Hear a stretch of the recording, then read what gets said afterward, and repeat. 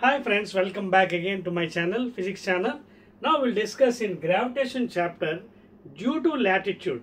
Latitude valla acceleration due to gravity ante gurutvarna value ela maarutundi. You can see, as we know, the earth is rotating from west to east, running from north to south. So this is equator, okay, north pole, south pole, east and west. So ee vidhanga rotate avutundi axis lo, okay na.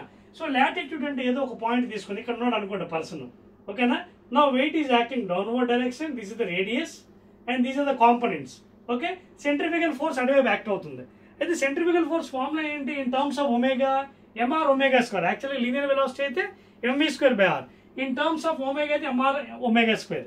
అయితే omega అంటే మనకు తెలుసు 2π/t, అంటే time period ఏంటి 24 hours, అంటే denominator చాలా ఎక్కువ కాబట్టి omega is very less.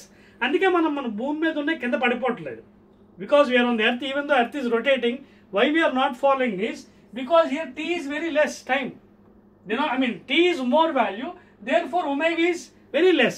That is we are not falling. So therefore ఇక్కడ ఇదొక force, two forces. So resultant ఏమవుతుంది? Downward direction, parallelogram law. So parallelogram law apply చేస్తే root over a square plus b square plus 2ab cos theta ఇక్కడ ఎంత అవుతుంది? Total angle 180.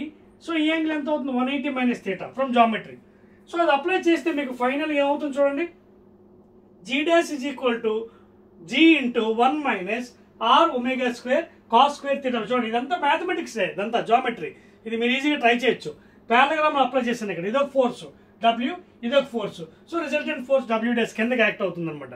Angle ఏమో total angle 180, ఇది theta కాబట్టి ఈ యాంగిల్ థీటా, ఈ angle theta. So both angles theta కాబట్టి ఇక్కడ 180 minus థీటా ఈ యాంగిల్ అవుతుంది, ఓకేనా.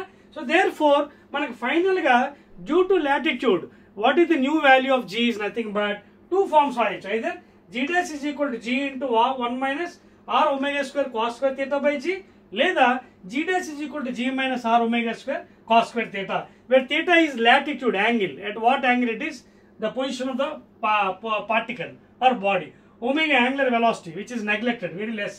R radius of the earth, g is 9.8 on the earth surface and g dash is the new value.